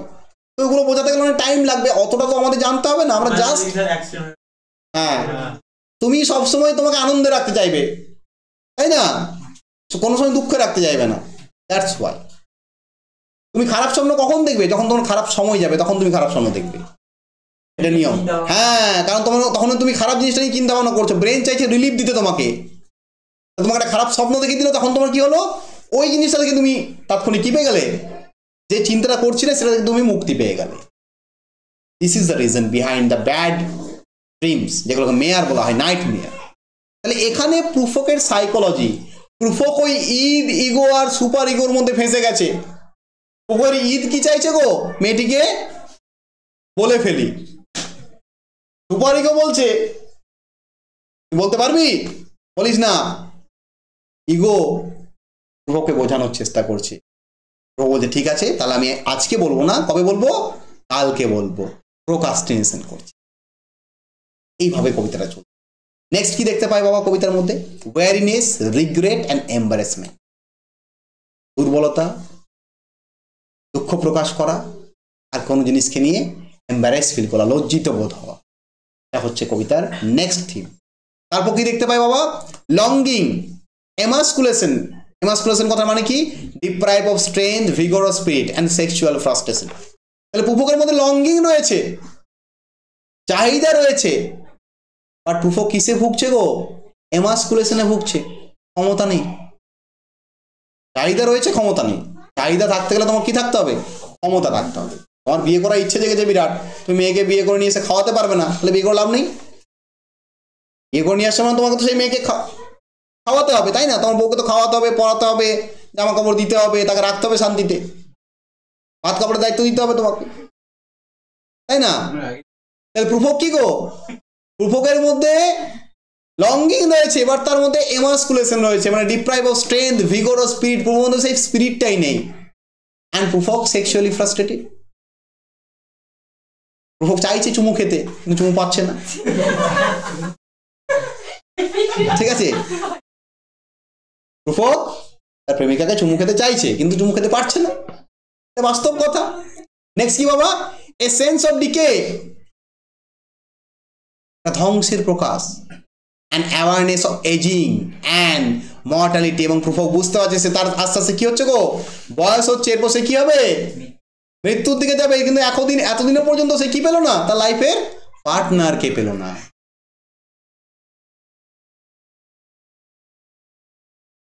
তাই না? তার লঙ্গিংটা কি রয়ে গেল? লঙ্গিংই রয়ে গেল। কিন্তু সেই লঙ্গিং আর কি হচ্ছে না? পূর্ণ হচ্ছে না। সে এজিং নিয়ে চিন্তিত। সে বারবার বলছে যে মহিলারা কি বলবে, আমার হাতগুলো তো রোগা রোগা হয়ে গেছে। সে কি বলবে? দাঁড়াও, সে কি বলবে? আমার মাথার তো এত বড় টাক পড়ে গেছে। মহিলারা কি কথা বলবে বলো? 50-55 বছর বয়স। হ্যাঁ, ও বরাবরই ও তো ভীতু, ও তো লজ্জিত, ও তো প্রোক্রাস্টিনেশনে ভুগছে, ও তো কখনো বলতে পারেনি। নেক্সট দেখো, নেক্সট থিমটা কি বাবা? ইনডিসিসিভনেস অ্যান্ড প্রোক্রাস্টিনেশন। প্রভোকের মধ্যে যে কোয়ালিটি নেক্সট দেখতে পাই আমরা, সেটা কি বাবা? ইনডিসিসিভনেস, মানে to be or not to be. Propose করব কি করব না, ঠিক আছে আজ করব না আগামীকাল করব, না আগামীকাল নয় পরশু করব, পরের দিন করব, এই করতে করতে প্রভোকের কত বয়স হয়ে গেছে? ওল্ড হয়ে গেছে। কিন্তু এখনো অবধি প্রভোক কি করতে পারেনি? তার মন্তব্যকে ব্যক্ত করতে পারেনি। তাহলে এটা হচ্ছে আমাদের প্রুফকের উপর ইন্ট্রোডাকশন জাস্ট অনলি। এবার আমরা টেক্সটটা করব। ওকে, টেক্সটটা বার করো। চলো টেক্সট বার করা যাক। প্রুফকের টেক্সট বার করো প্রত্যেকেই। আমরা এবার প্রুফকের টেক্সটটা পড়ব। দেখো আমি টেক্সটটা প্রেজেন্ট করেছি তোমাদের সামনে। প্রুফকের টেক্সট, ঠিক আছে?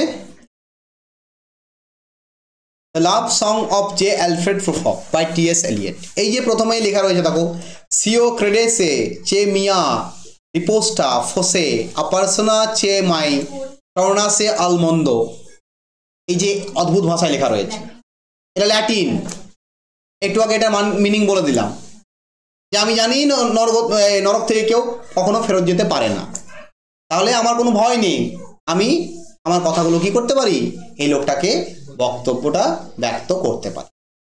এটা কোথেকে নেওয়া হয়েছে? দাঁতের ইনফার্নো থেকে। দাঁতের ইনফার্নো 27 নম্বর চ্যাপ্টার 61 থেকে 66 নম্বর লাইন। বুঝতে পারছো? গাইদ হচ্ছে স্পিকার, গাইদ কাকে বলছে? দাঁতেকে বলছে। তাহলে এটা হচ্ছে এপিগ্রাফ। এটা আমরা পড়বো না, এটা আমি মিনিং অলরেডি বলে দিয়েছি। আমরা শুরু করব কবিতা থেকে। কবিতা শুরু হচ্ছে এখান থেকে। দেখো কবিতা কোথা থেকে শুরু হচ্ছে বাবু? এখান থেকে। Let us go then you and I. Clear? বুঝতে পেরেছো? তাহলে শুরু করছি। Let us go then you and I. চলো আমি তুমি বেরিয়ে আসি, আমরা দুজনে বেরিয়ে আসি। তাহলে প্রথমেই এই যে ইউ এন্ড আই, এটা কে? ইউ এন্ড আই বলতে এলিয়ট কাকে বোঝাচ্ছে? দেখো প্রথমত একটা আমরা সিম্পলি বলতে পারি যে প্রুফক এবং তার প্রেমিকা হয়েছে, এটা একটা সিম্পল। দ্বিতীয়ত আমরা কি বলতে পারি? প্রুফকের ইনার সেলফ, প্রুফকের outer self. Inner Prufrock, outer Prufrock. Prufrock হয়তো কোনো মেয়ের সাথে যাচ্ছে না, নিজের সাথে নিজে কথা বলছে। তৃতীয়ত আমরা বলতে পারি গাইদো দাঁতেকে বলছে, চলো দাঁতে তোমাকে আমি নরকের দর্শন করাচ্ছি, নরকের এক্সপিরিয়েন্সটা তোমার সাথে আমি শেয়ার করছি। চতুর্থত কবিতার ন্যারেটর আমাদের অডিয়েন্সকে বলতে পারে, তার নাম্বার হচ্ছে কবিতা যিনি ন্যারেটর আমাদের অডিয়েন্সকে বলতে পারে। 5 নাম্বার প্রুফক এই মডার্ন সোসাইটির বাকি মানুষদের বলতে পারে যে চলো আমার সাথে বেরো, আমি তোমাদের আজকে আধুনিক সভ্যতার একটা নিদর্শন দেখাবো, একটা এক্সপিরিয়েন্স করে দেখাবো এই আধুনিক সভ্যতাটা কেমন। তাহলে এই ইউ এন্ড আই এর রেফারেন্স অনেক কিছু আছে, আমরা অত রেফারেন্সে যাব না। আমরা জাস্ট নর্মালি ইউ বলতে প্রেমিকাকে বুঝবো, আই বলতে প্রুফককে বুঝবো।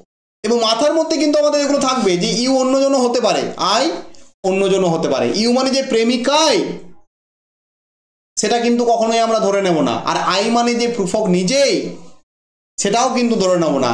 ইউ মানে প্রুফকের ইনার সেলফ হতে পারে, আই মানে প্রুফকের আউটার সেলফ হতে পারে। আমাদের মধ্যে রয়েছে না দুটো সেলফ, আমরা মাঝে মাঝে কথা বলি না নিজের সাথে, মাঝে মাঝে ভাবি না নিজের সাথে, রিফ্লেকশন করি না, প্রুফকও হয়তো নিজের রিফ্লেকশনটা নিজেই করছে। ক্লিয়ার? দেখো কি হচ্ছে, let us go then you and I, চলো আমরা দুজন বেরিয়ে আসি।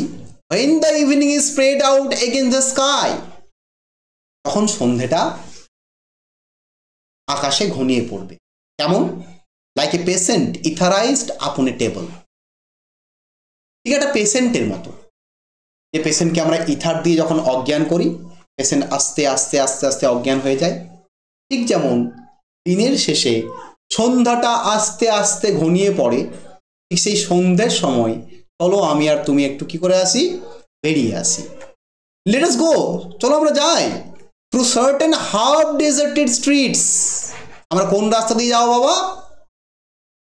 হাফ ডেজার্টেড স্ট্রিট, ফাঁকা ফাঁকা রাস্তা, এখানে লোকজন কম, তাকে হাফ ডেজার্টেড বলা।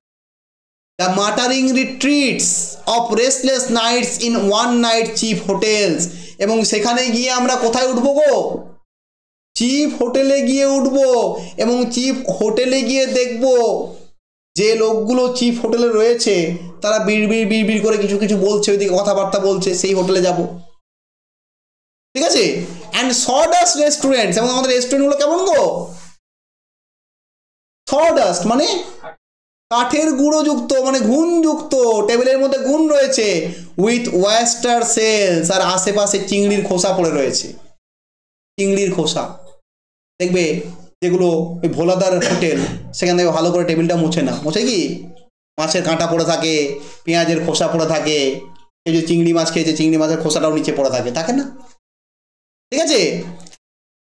Streets that follow like a tedious argument of insidious intents to lead to an overwhelming question. Oh, do not ask what it is. Let us go and make our visit. আমি just প্রথমে reading করে দিলাম, এবার তোমাদের আস্তে আস্তে মানেটা বোঝাবো, ঠিক আছে? প্রথমে জাস্ট রিডিং করে দিলাম, দেখো কি বলছে। প্রথমেই প্রুফক তার প্রেমিকাকে, বা প্রুফক আমাদেরকে বলছে, প্রুফক আমাদের একটা জার্নিতে বেরোচ্ছে। তাহলে এই কবিতাটা একটা journey, this poem is a journey, journey of a modern man, ঠিক আছে? Decade, isolated, separated, frustrated modern ম্যানের জার্নি, যে জার্নিতে আমরা বেরিয়েছি। আমরা প্রুফকের চশমার মাধ্যমে পুরো ওয়ার্ল্ডটাকে দেখতে চলেছি। প্রুফক একটা জার্নিতে বেরিয়েছে, প্রুফক প্রথমেই বেরিয়ে বলছে let us go then you and I, চলো আমরা দুজন ঘুরে আসি, একটু বেরিয়ে আসি। when the evening is spread out against the sky, সন্ধ্যাবেলায় বেরিয়ে আসি। যখন সন্ধ্যাবেলায় আকাশে অন্ধকারটা ঘনিয়ে আসছে, সেই মুহূর্তে আমরা ঘুরিয়ে আসি। অন্ধকারটা কেমন ভাবে ঘনিয়ে আসছে? ধীরে ধীরে, দুম করে নয়। সন্ধ্যার অন্ধকার দেখবে কেমন ঘনিয়ে আসে, ধীরে ধীরে। তাহলে দেখো টাইটেল দিয়েছেন লাভ সং অফ জে অ্যালফ্রেড প্রুফক, ওই জন্য বিগিনিংটা দেখো লাভ সং এর মতো, তাই না?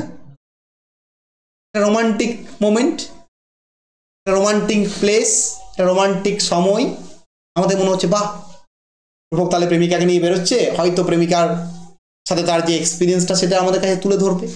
ওই জন্য বলছে চলো সন্ধ্যেবেলায় বেড়াতে যাবো, বেশ আকাশে সন্ধে নেমেছে, সন্ধে দিয়ে যাবো, let us go through certain half deserted streets। আমাদের মনের মধ্যে রোমাঞ্চটা আরো জাগছে। প্রুফক তার প্রেমিকাকে নিয়ে কখন যাচ্ছে? সন্ধ্যাবেলায় ফাঁকা ফাঁকা রাস্তা দিয়ে, মাটারিং রিট্রিটস, এবং সেই রাস্তা দিয়ে প্রুফক যখন যাচ্ছে, প্রুফক শুনতে পাচ্ছে কিছু লোক আসছে বিড়বিড় করতে। গলি রাস্তা, লোকেরা দূরে কথা বলতে বলতে যায়, কেউ তো আর চুপচাপ কথা বলতে বলতে যায় না। তুমি তো তার কথাটা শুনতে পাও না, শুনতে পাও কি? তুমি মনে করো রাস্তায় এইদিকে পেরিয়ে যাচ্ছ, ওইদিকে যে লোকটা আসছে, তুমি কে সে কি বলছে তার পাশের লোককে শুনতে পাও না, তোমার মনে হয় কিছু একটা বলছে, বিড়বিড় করে কিছু একটা বলছে। তাহলে প্রুফকও শুনতে পাচ্ছে বিড়বিড় করে তারা কিছু বলছে। অফ রেস্টলেস নাইটস, তারা কথা বলছে কিসের গো? তাদের গতকাল রাত্রের কথা বলছে, যে রাত্রিতে তাদের ভালো করে ঘুম হয়নি। তারা গতকাল রাত্রির কথা বলছে, যে রাত্রিতে তাদের ঘুম হয়নি। In one night cheap hotels, কেন ঘুম হয়নি?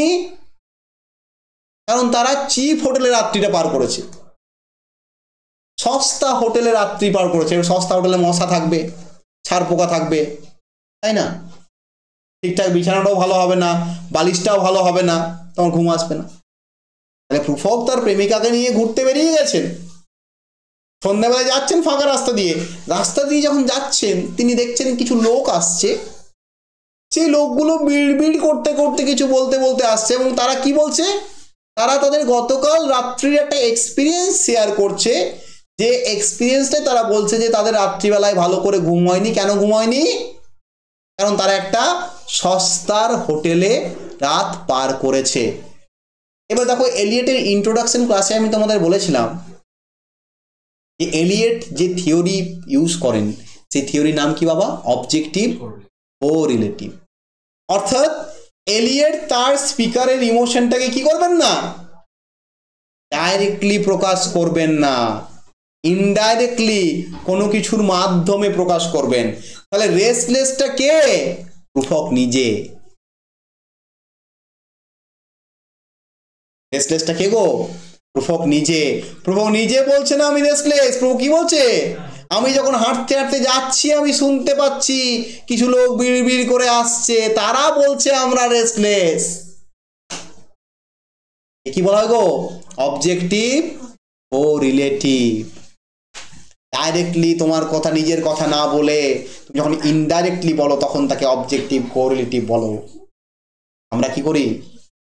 মনে করো তোমাকে আমি আমার বাড়ি নিয়ে গেলাম, আমার বাড়িটা দেখে তুমি বলছো স্যার আপনার বাড়িটা কত সুন্দর, তার মানে কি?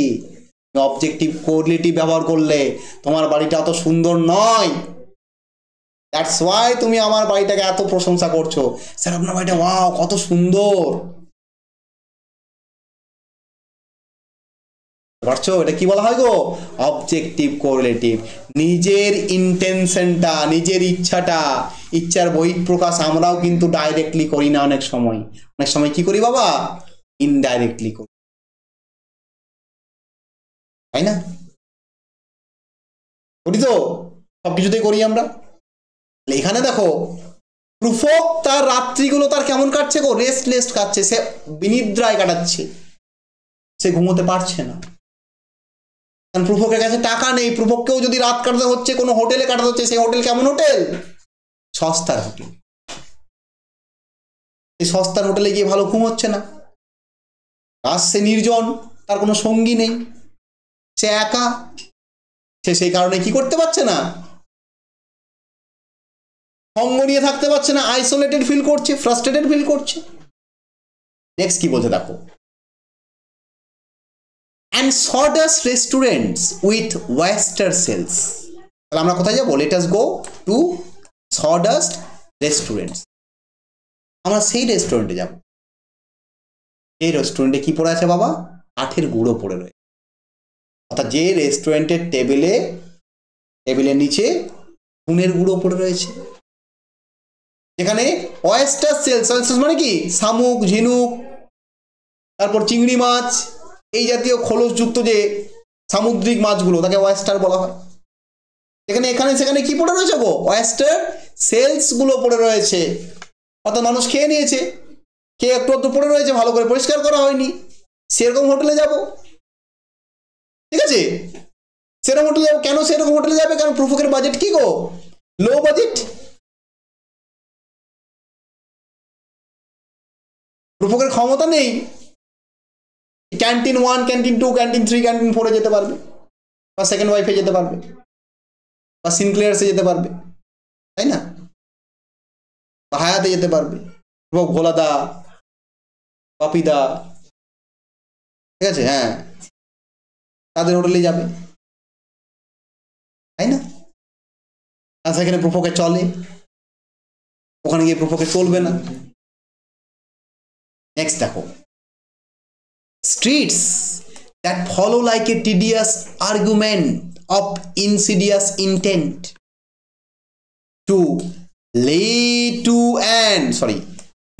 you to an overwhelming question। তাহলে আমি তোমাকে এই অলিগলি যে রাস্তাগুলো দিয়ে নিয়ে যাচ্ছি, তোমাকে নিয়ে যাচ্ছি আমি একটা জায়গায়, সেখানে গিয়ে তোমার সামনে আমি একটা প্রশ্ন করব। তোমাকে আমি কেন এত অলিগলি দিয়ে কেন নিয়ে যাচ্ছি তুমি ভাবতেই পারো। ড্রামাটিক মনোলগ বলেছি, স্পিকার নিজেই প্রশ্ন করবে, নিজেই কি করবে? উত্তর দেবে। সন্ধ্যেবেলায় তোমাকে নিয়ে বেরিয়েছি ফাঁকা ফাঁকা নির্জন রাস্তায়, অলিগলি একা মেকা রাস্তায় যাচ্ছি, তোমার মনের মধ্যে প্রশ্ন জাগতে পারে যে কি ব্যাপার, এই লোকটা আমাকে এত অলিগলি দিয়ে কেন নিয়ে যাচ্ছে? কিছু করবে না তো আবার?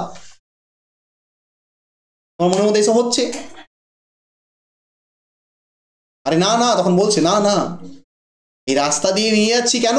তোমাকে আমি আমার ইনসাইডিয়াস ইন্টেন্টটা বলবো, অর্থাৎ আমার মনের ভেতরে যে ইচ্ছাটা, ইচ্ছে go to lead you to an overwhelming question, একটা তোমাকে চমকপ্রদ প্রশ্ন বলবো যেটা শুনে তুমি কি হয়ে যাবে, চমকে যাবে। তোমাকে যেই বলবো উইল ইউ ম্যারি মি, তখন তুমি কি হবে গো, চমকে যাবে। তা তোমাকে সেই কারণে আমি এই একা বেকা রাস্তা দিয়ে যাচ্ছি, অন্য কিছু ভেবো না।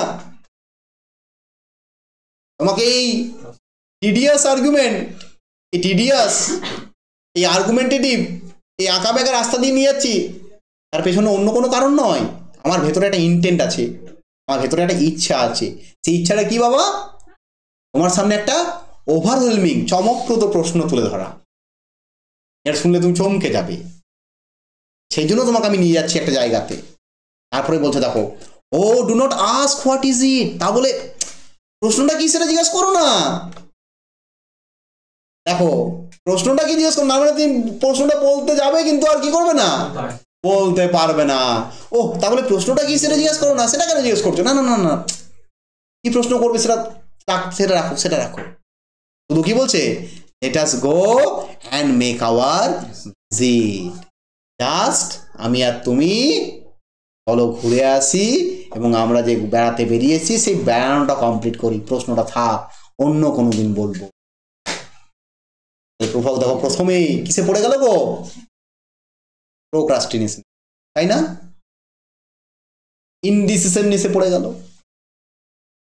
প্রেমিকাকে বলছে যে তোমাকে আমি একটা প্রশ্ন করব, তোমাকে আমি ওই জন্য নিয়ে যাচ্ছি ফাঁকা ফুঁকো রাস্তা দিয়ে একটা জায়গাতে। তুমি হয়তো ভাবছো কি ব্যাপার, এত অলিগলিতে কেন নিয়ে যাচ্ছে, না না, অন্য কোনো কারণ নাই, আমার ভেতরে একটা ইন্টেনশন আছে, আমার ইনসাইডে একটা ইন্টেনশন আছে, একটা ইচ্ছা আছে। সেই ইচ্ছাটা হচ্ছে আমি তোমাকে একটা প্রশ্ন করতে চাই, একটা চমকপ্রদ প্রশ্ন করতে চাই যে will you be my girlfriend, will you be my long drive, will you be my lady love, will you be my wife, এরকম কিছু একটা প্রশ্ন করতে চাই। কিন্তু না না না না, প্রশ্ন জিজ্ঞাসা করো না, প্রশ্ন জিজ্ঞাসা করো না, শুধু চলো, শুধু জাস্ট বেড়ানোটা কমপ্লিট করো। তারপর দেখো দুম করে দেখো হঠাৎ করে পাল্টে যাচ্ছে, কি পাল্টে যাচ্ছে গো, পুরো রিদিম স্ট্রাকচার পাল্টে যাচ্ছে। কি বলছে, in the room the women come and go talking of Michelangelo. প্রথমেই বলেছি কিসের গল্প এটা, স্ট্রিম অফ কনসাসনেস এর গল্প। যখন তখন যে কোনো থট আসবে, প্রথমেই বলেছে মনে করে দেখো গতকাল রাত্রিটা প্রভোগ কোথায় কাটিয়েছে, একটা হোটেলে কাটিয়েছে। সেই হোটেলে প্রভোগ শুনতে পেয়েছিল পাশের রুম থেকে কতগুলো মহিলা যাতায়াত করছিল, তারা কাদের কথা বলছিল, মাইকেল অ্যাঞ্জেলোর কথা বলছিল। তাহলে প্রভোগ যখনই ভাবছে প্রপোজ করতে যাব, তখনই তার মাথার মধ্যে থটটা চলে আসছে, না আমি গতকাল রাত্রিবেলায় তো দেখলাম শুনলাম মহিলারা কাদের কথা বলছে, যারা মাইকেল অ্যাঞ্জেলো তাদের কথা বলে, মহিলারা তো প্রভোগদের কথা বলে না। তাহলে সেই কারণে আমি কি করব না, প্রপোজ করব না। তাহলে আজকে এটা থাক, আমি পরের দিন প্রপোজটা করব। বুঝতে পারছো স্ট্রিম অফ কনসাসনেস কিভাবে চলছে, কেন স্ট্রিম অফ কনসাসনেস টেকনিক, কাকে স্ট্রিম অফ কনসাসনেস টেকনিক বলে, প্রভোগ বেরিয়ে পড়েছে প্রপোজ করার জন্য, ঠিক আছে, প্রপোজ করবে, করতে যাবে, আমার মনের মধ্যে একটা প্রশ্ন আছে, কিন্তু তারপরে বলছে না না না না না, প্রশ্নটা এখন জিজ্ঞাসা করো না, থাক ওটা থাক। কেন থাক সেটা তার পরের লাইনে বুঝিয়ে দিচ্ছে। কারণ সে গতকাল রাত্রেবেলা একটা হোটেলে ছিল, সেখানে সে মেয়েদের সাথে কিছু মেয়েদের কথা শুনে সেই মেয়েগুলো কি বলেছে, অনলি মাইকেল অ্যাঞ্জেলো, মানে সফিস্টিকেশন নিয়ে কথা বলছে। This lines represent the sophistication of modern women. আধুনিক সভ্যতার মহিলাদের ফ্যাশনটাকে, সফিস্টিকেশনটাকে বুঝতে পেরেছো। আজকের কবিতা এখানেই থাকলো, আমরা নেক্সট ডে বাকিটা, ঠিক আছে, আমি এখানে ক্লাসটাকে স্টপ করলাম।